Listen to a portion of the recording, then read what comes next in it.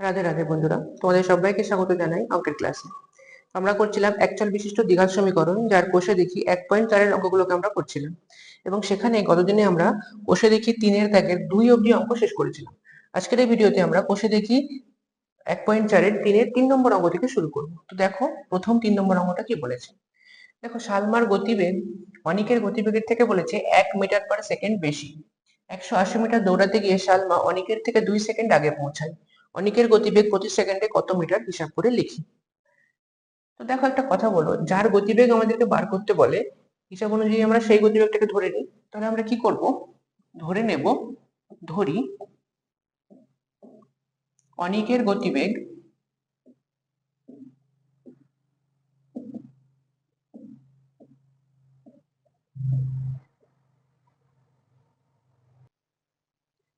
x metre per second. ঠিক আছে। আচ্ছা, অনিকের গতিবেগ x মিটার পার সেকেন্ডের অর্থ হলো অনিক x মিটার যাবে 1 সেকেন্ড। ঠিক আছে। আচ্ছা, তাহলে কি বলেছে, অনিকের গতিবেগ যদি x মিটার পার সেকেন্ড হয়, তাহলে কি বলেছে, সালমার গতিবেগ কি হবে, অনিকের গতিবেগের থেকে 1 মিটার পার সেকেন্ড বেশি। তাহলে সালমার গতিবেগ কি হবে, সালমার গতিবেগ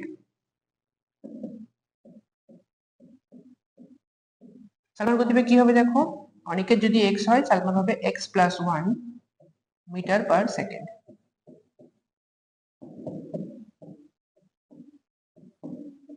আচ্ছা, এবার কি বলেছে, দেখো, দুজনকেই 180 মিটার দৌড়াতে হবে। কত মিটার দৌড়াতে হবে, দুজনকেই 180 মিটার দৌড়াতে হবে।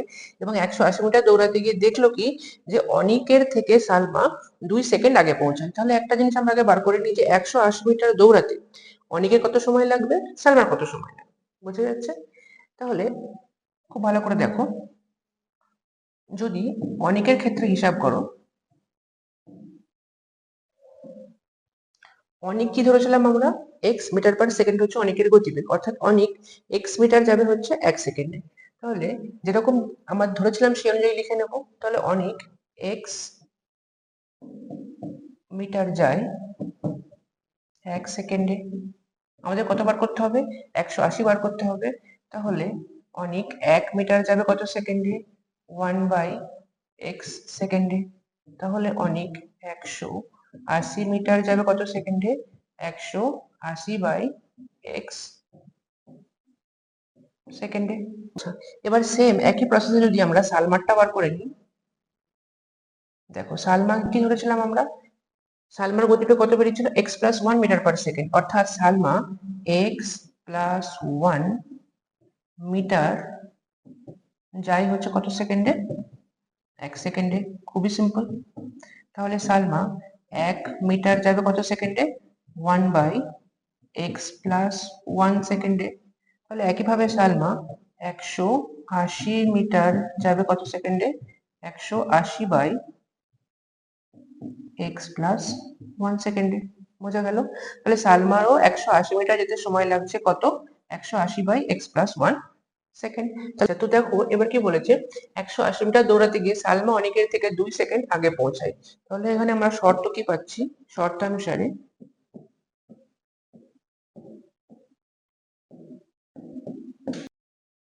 180/x minus 180/x plus 1 equal two 2। এটা শর্ত বলে দিয়েছিল। দেখো, এটা ক্যালকুলেশন করো এবার। নিচে লসাগু করো, কি হয় দেখো, x into x plus 1, x x কেটে গেল, 180 into x plus 1 minus x minus 1, x minus 1 কেটে গেল, 180 ইন্টু এক্স করলে হয় 180 এক্স ইকুয়াল টু 2। বা আচ্ছা, এখানে যদি ব্র্যাকেটটাকে ভাঙিয়ে দাও, দেখো কি হয়, 180 ইন্টু এক্স প্লাস 1 কে ভাঙলে হয় 180 এক্স প্লাস 180 মাইনাস 180 এক্স। যদি এই পুরোটাকে ওদিকের সঙ্গে 2 এর সঙ্গে গুণ করে দাও, কি হয়, 2x ইন্টু এক্স প্লাস 1। বোঝা গেল? বা প্লাস 180 এক্স মাইনাস 180 এক্স কেটে গেল, কত পড়ে থাকে, 180 ইকুয়াল টু, এবার এটাকে ব্র্যাকেট ভাঙিয়ে দাও, 2x ইন্টু এক্স করলে 2x square plus 2x into 1 করলে 2x। 180টাকে যদি ওদিকে নিয়ে যাও, কি হবে দেখো, 2x square plus 2x plus 180 ওদিকে গেলে মাইনাস 180 ইকুয়াল টু 0।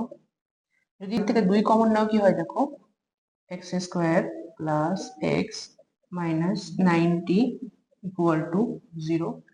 আচ্ছা, যদি 2টাকে ওদিকে ভাগ দিয়ে দাও কি হয়, x square plus x minus 90 equal to 0।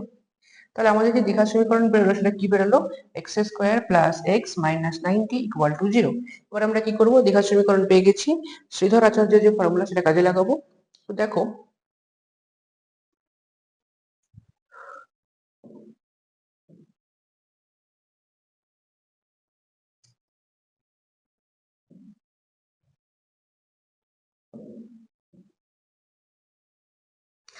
Sridhar আচার্যের formula আমরা কি জানি, x equal to minus b plus minus root over b square minus 4ac by 2a হলো। আচ্ছা, মান বসিয়ে দাও, দেখো মাইনাস মাইনাস বি মানে হচ্ছে এক্স এর সঙ্গে কিছু গুণ নেই, মানে এক গুণ আকারে আছে, অর্থাৎ -1 plus minus root over minus b এর হোল স্কোয়ার মানে হচ্ছে -1 এর হোল স্কোয়ার মাইনাস 4 এ মানে কত, এক্স স্কোয়ারের সঙ্গে কি গুণ আকারে আছে, এক গুণ আকারে আছে, সি মানে কত মাইনাস 90 হয়ে গেল, ডিভাইডেড বাই 2 ডট এ মানে কত 1 equal to -1 plus minus root over এক স্কোয়ার মানে এক minus minus plus 4 9 36 360 divided by 2, বোঝা যাচ্ছে। আচ্ছা, equal to -1 plus minus root over 360 এর সঙ্গে এক যোগ করলে হয় 361 by 2 equal to -1 plus minus, দেখো রুট 361 এর বর্গমূল করলে হয় হচ্ছে 19, -1 প্লাস মাইনাস 19 ডিভাইডেড বাই 2। দেখো এখানে প্লাস মাইনাস সেই দুটো জিনিস বেরিয়ে গেছে। কি করবো আমরা, একবার প্লাস নিয়ে ক্যালকুলেশন করবো, একবার মাইনাস নিয়ে ক্যালকুলেশন করবো, খুবই সিম্পল।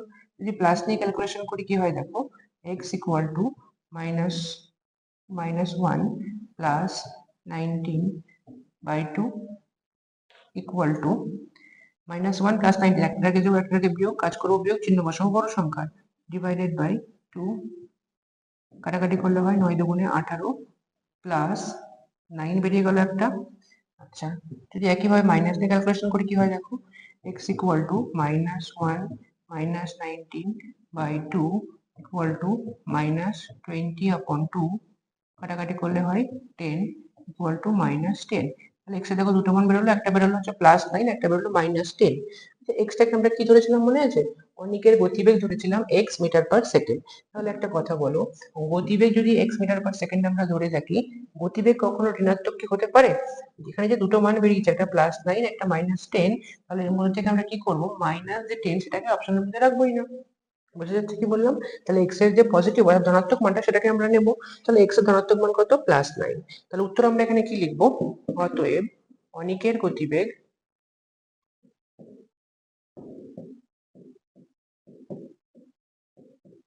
কত হবে, 9 মিটার পার সেকেন্ড। বোঝা গেল কি বললাম? দেখে নাও তোমরা অঙ্কটা, পরবর্তী অঙ্ক দেখে নিই আমরা কি বলেছে।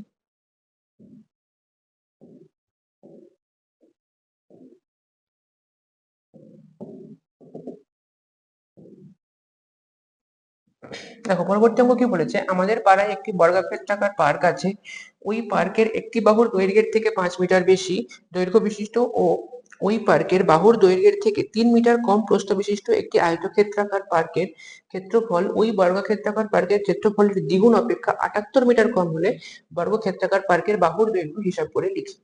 আমাদেরকে চেয়েছে কি, বর্গক্ষেত্রাকার পার্কের বাহুর দৈর্ঘ্য চেয়েছে। তাহলে একই কাজ করবো, আমরা যেটা চেয়েছি সেটাকে আমরা ধরে নেব।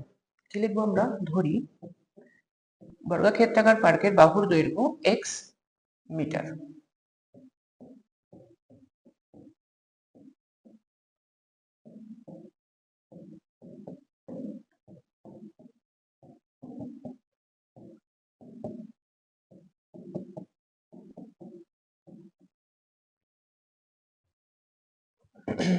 আচ্ছা, তো দেখো বর্গক্ষেত্রাকার পার্কের বাহুর দৈর্ঘ্য যদি x মিটার হয়, ধরে নাও এটা হচ্ছে একটা বর্গক্ষেত্রাকার পার্ক,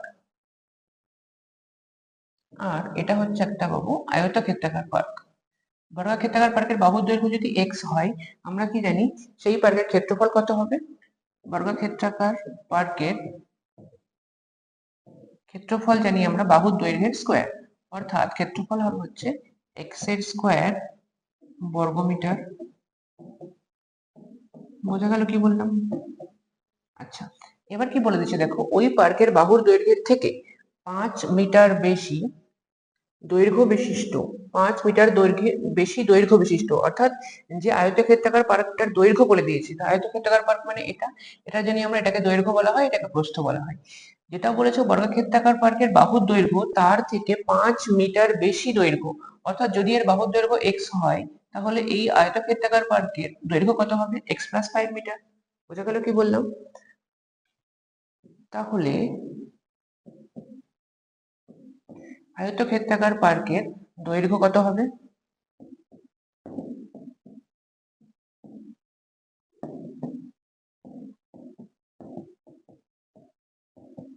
আয়তক্ষেত্রাকার পার্কের দৈর্ঘ্য কত হবে?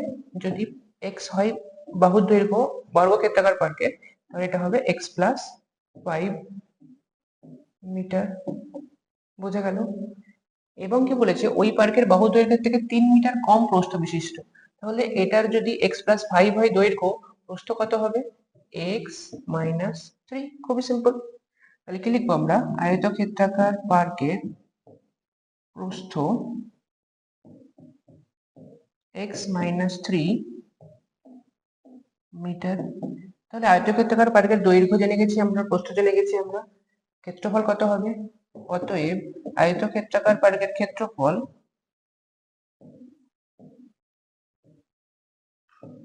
আমরা কি জানি? দৈর্ঘ্য ইন্টু প্রস্থ, অর্থাৎ x plus 5 into x minus 3 বর্গমিটার। বোঝা গেল? আচ্ছা দেখো, আয়তক্ষেত্রাকার পার্ক এবং বর্গক্ষেত্রাকার পার্ক দুটোরই আমরা ক্ষেত্রফল পেয়ে গেছি। এবার কি বলেছে? আয়তক্ষেত্রাকার পার্কের ক্ষেত্রফল ওই বর্গক্ষেত্রাকার পার্কের ক্ষেত্রফলের দ্বিগুণ অপেক্ষা 78 মিটার কম, অর্থাৎ শর্ত বলে দিয়েছে কি, অতএব শর্তানুসারে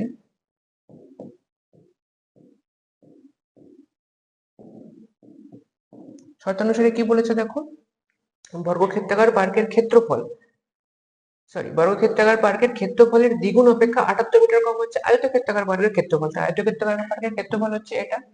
তাহলে x plus 5 into x minus 3, এটার মান কত দাঁড়াচ্ছে? বর্গক্ষেত্রাকার পার্কের ক্ষেত্রফলের দ্বিগুণ, বর্গক্ষেত্রাকার পার্কের ক্ষেত্রফল হচ্ছে এক্স স্কোয়ার, এর দ্বিগুণ মানে হচ্ছে 2x স্কোয়ার, এটা অপেক্ষা 78 মিটার কম, 78। তাহলে এটা বেরিয়ে গেল আমাদের শর্ত। এবার এটাকে আমরা সলভ করব। দেখো, এটা এই ব্র্যাকেটের মধ্যে গুণ সম্পর্ক রয়েছে, কি করব? ব্র্যাকেট ভেঙে দেবো। কি হয় দেখো, এক্স স্কোয়ার প্লাস 5 এর সঙ্গে এক্স গুণ করলে 5x মাইনাস 3 এর সঙ্গে এক্স গুণ করলে minus 3x plus minus minus 3 5 15 equal to 2x square minus 78। বোঝা গেল? আচ্ছা, যদি এবার কি করো, এইগুলোকে সবগুলোকে বাঁদিকে নিয়ে চলে আসো, কি হয় দেখো, এক্স স্কোয়ার দেখো প্লাস 5x মাইনাস 3x করলে কত হয়? Plus 2x minus 15 plus 2x square ছিল মাইনাস 2x স্কোয়ার হয়ে গেল, মাইনাস 78 ছিল প্লাস 78 হয়ে গেল, ইকুয়াল টু 0। বোঝা গেল? আচ্ছা, এবার দেখো, plus x square minus 2x square মানে 1 থেকে মাইনাস 2, 1 মাইনাস 2 করলে কত হয়? -1 -1 এক্স স্কোয়ার মানে মাইনাস এক্স স্কোয়ার হলো। এরপর দেখো প্লাস 2x, এর সাথে আর কোনো পদ আছে? এক্স সাথে আর কোনো পদ নেই, তাহলে প্লাস 2x টা প্লাস 2x এর মতোই থাকবে। হলো মাইনাস 15 প্লাস 78, একটাকে যোগ একটাকে বিয়োগ, কাজ করবো বিয়োগ চিহ্ন, বসাবো বড় সংখ্যা। তাহলে বড় সংখ্যা চিহ্ন মানে প্লাস চিহ্ন বসাবো। 5 3 8 1 7 6 63 ইকুয়াল টু 0। তাহলে এটা বেরিয়ে গেল। আচ্ছা, এবার কি করবো আমরা? মাইনাসটাকে কমন নিয়ে ওপাশে ভাগ করে দেবো। তাহলে x square minus 2x minus 63 equal to 0। এটা বেরিয়ে গেল আমাদের দ্বিঘাত সমীকরণ। আচ্ছা, একটা জিনিস খেয়াল করে দেখো, এখানে কিন্তু দ্বিঘাত সমীকরণের এটাকে যদি আমরা মিডল টার্ম করার চেষ্টা করি, এটা কিন্তু মিডল টার্ম হয়ে যাবে। তাহলে এটা শুধু শুধু আমরা শ্রীধরাচার্য সূত্র কাজে লাগাবো না। দেখো আমি কি বলেছিলাম, শ্রীধরাচার্য সূত্র আমরা সেগুলোতেই কাজে লাগাবো যেগুলোতে আমরা মিডল টার্ম করতে পারবো না। কিন্তু এখানে দেখতে পাচ্ছি, দেখো 63, তুমি যদি 63টাকে ভাঙাও কি হয় দেখো, 7, 9, 63। তো 9 - 7 করলে 2 চলে আসছে, এটাকে আমরা মিডল টার্ম করে দেবো। বলো, x square minus 9x plus 7x minus 63 equal to 0। বোঝা গেল? বা আচ্ছা, এখান থেকে x কমন নিলে কি হয় দেখো, x মাইনাস 9 প্লাস 7 কমন নিলে x মাইনাস 9 ইকুয়াল টু 0। কি হয় দেখো, x minus 9 into x plus 7 equal to 0। দুটি সংখ্যার গুণফল শূন্য মানে আমরা কি বলতে পারি, হয় x মাইনাস 9 ইকুয়াল টু 0, না হয় x প্লাস 7 ইকুয়াল টু 0। বোঝা গেল? তাহলে 9 - 9 কোদিকে নিয়ে গেলে প্লাস 9, প্লাস 7 কোদিকে নিয়ে গেলে -7। তাহলে এখানেও দেখো দুটো মান পেলাম, +9 এবং -7। আচ্ছা, x কে আমরা কি ধরেছিলাম দেখো, বর্গাক্ষেত্রাকার পার্কের বাহুর দৈর্ঘ্য ধরেছিলাম x। তাহলে একটা কথা বলো, বর্গাক্ষেত্রাকার পার্কের যে বাহুর দৈর্ঘ্য, সেটা কি কখনো ঋণাত্মক হতে পারে? একদমই পারে না। তাহলে ঋণাত্মকটাকে আমরা নেব না, ধনাত্মকটাকে নেব। তাহলে বর্গাক্ষেত্রাকার পার্কের বাহুর দৈর্ঘ্য কত বেরোলো, +9 মিটার। অতএব বর্গাক্ষেত্রাকার পার্কের বাহুর দৈর্ঘ্য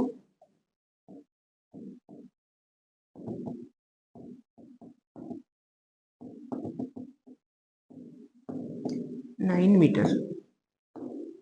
বোঝা গেল? চলো দেখে নাও তোমরা। এবার দেখো আমরা 5 নম্বর অঙ্কটা দেখে নিই, এবং এটাই আজকে শেষ অঙ্ক। ঠিক আছে? কি বলেছে দেখো, আমাদের গ্রামে প্রলয় বাবু তার আয়তক্ষেত্রাকার জমিতে গাছ লাগানোর জন্য 350টি লঙ্কার চারা কিনলেন। সারি ধরে চারা গাছ লাগাতে গিয়ে দেখলেন প্রতি সারিতে সারির সংখ্যা থেকে 24টি করে বেশি চারা গাছ লাগালে আরো 10টি চারা গাছ অতিরিক্ত থাকে। সারির সংখ্যা হিসাব করে লিখি। আমাদের কি চেয়েছে, সারির সংখ্যা চেয়েছে, তাহলে আমরা ধরেও নেব সারির সংখ্যা x। ধরি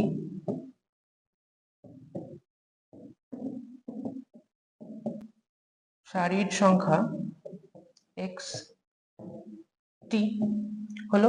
কি বলেছে দেখো, সারি ধরে গাছ লাগাতে গিয়ে দেখলেন প্রতি সারিতে সারির সংখ্যা থেকে 24টি করে বেশি চারা গাছ লাগালে। তাহলে একটা কথা বলো, 24টি করে বেশি চারা গাছ লাগালে এর অর্থ কি? যদি সারির সংখ্যা x হয়, কত হবে, x প্লাস 24। ঠিক আছে, সারির সংখ্যা আমরা কত ধরেছিলাম, x, তাহলে প্রতি সারিতে কত হবে, x ইন্টু x প্লাস 24। এটা লাগালে আরো 10টি গাছ অতিরিক্ত থাকে। কত থাকে, +10। 10টি গাছ অতিরিক্ত থাকলে কতগুলো লঙ্কা চারা কিনেছিলেন বলেছে, এটা কার সঙ্গে ইকুয়াল হবে, 350। বোঝা গেল কি বললাম? মানে এটা কি দাঁড়ালো, আমাদের শর্ত। তাহলে কি লিখবো আমরা, শর্তানুসারে। শর্তানুসারে x into x plus 24 plus 10 equal to 350। বোঝা গেল? এটাকে ক্যালকুলেশন করো, দেখো ব্র্যাকেট ভাঙিয়ে দাও, x ইন্টু x মানে x square plus 24 into x মানে 24x প্লাস 10 ইকুয়াল টু 350 হলো। আচ্ছা, x square plus 24x plus 10 minus 350 equal to 0। বা x square plus 24x plus 10 minus 350 করলে হয় -340 ইকুয়াল টু 0। আচ্ছা, সরি, -340 কে লসাগু করে দেখো তো কি হয়।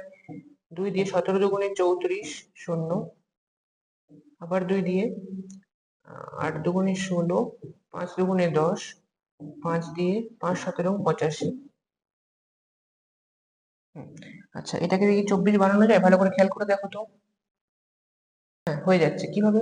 আচ্ছা, এটাকে দেখো কিভাবে হয়ে যাচ্ছে, দেখো 5 দুগুণে 10, এটার সঙ্গে এটা গুণ করো, 17 দুগুণে 34, 34 থেকে 10 বাদ দিলে 24 হয়ে গেল। তাহলে এটাকে আমরা কি লিখতে পারবো, x square plus 34x minus 10x minus 340 equal to 0। তো মিডল টার্মের নিয়মই তো তাই, এই দুটোকে যদি আমরা গুণ করি দাঁড়াবে হচ্ছে এটা, আর যোগ বিয়োগ করে দাঁড়াবে মাঝেরটা। হয়ে গেল।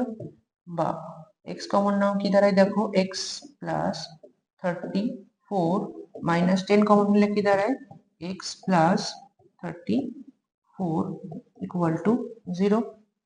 আচ্ছা, কি দাঁড়াচ্ছে এখান থেকে দেখো, x plus 34 into x minus 10 equal to 0।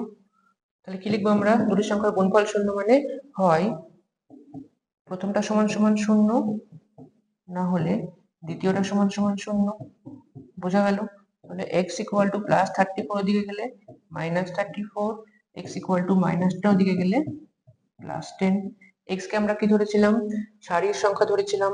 তাহলে আমরা কি জানি? সারির সংখ্যা কখনো ঋণাত্মক হতে পারে না। তাহলে x ইকুয়াল টু মাইনাস 34 নেব না, তাহলে x ইকুয়াল টু প্লাস 10 অপশনটা নেব। তাহলে উত্তর কি হবে? অতএব সারির সংখ্যা 10টি। বোঝা গেল?